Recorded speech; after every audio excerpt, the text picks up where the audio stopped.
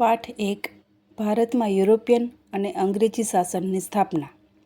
સૌથી પહેલાં તેમાં આપણે પ્રસ્તાવના જોઈશું. ભારત હંમેશા વિશ્વના આકર્ષણનું કેન્દ્ર રહ્યું છે.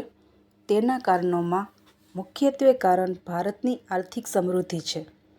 હડપ્પીય સભ્યતાથી વિશ્વના જુદા જુદા ભાગો સાથે ભારતનો વાણિજ્યક અને સાંસ્કૃતિક સંબંધ રહ્યો છે.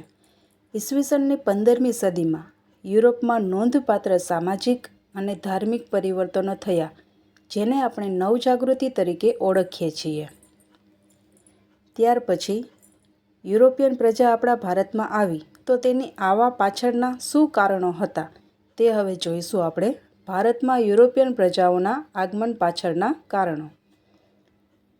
ઈસવીસન 1453માં તુર્કોએ કોન્સ્ટેન્ટિનોપલ જીતી લીધું. ભારત અને યુરોપ વચ્ચેના વેપારના માધ્યમનું તે મુખ્ય મથક હતું. તુર્કોએ કોન્સ્ટેન્ટિનોપલ જીતી લીધું એટલે યુરોપમાં અને વિશ્વના પશ્ચિમના દેશોમાં ભારતનો જે માલ જતો હતો તે માલ જતો બંધ થઈ ગયો. યુરોપના લોકોને ભારતના મરી મસાલાની ખૂબ જ જરૂરિયાત રહેતી હતી.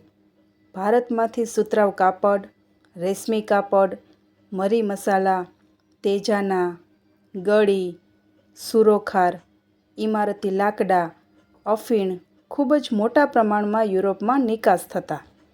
યુરોપની પ્રજા માંસાહારી હતી એટલે તેને માંસ સાચવવા માટે ભારતીય મરી મસાલાની ખૂબ જ જરૂરિયાત રહેતી હતી.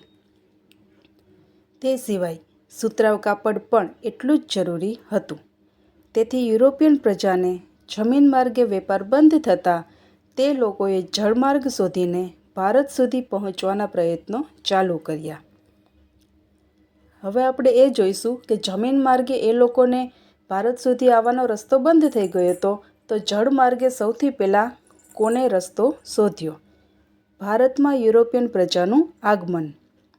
ભારતમાં યુરોપિયન પ્રજાનું આવવાનું કારણ વેપાર હતું.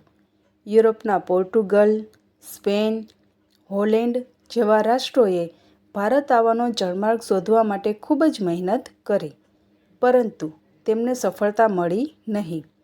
ત્યારબાદ પોર્ટુગલ નાવિક વાસ્કો દ ગામા ઈસવીસન 1498માં કાલિકટ ખાતે આવી પહોંચ્યો અને ત્યારથી ભારતમાં યુરોપિયન પ્રજાનું આગમન શરૂ થયું.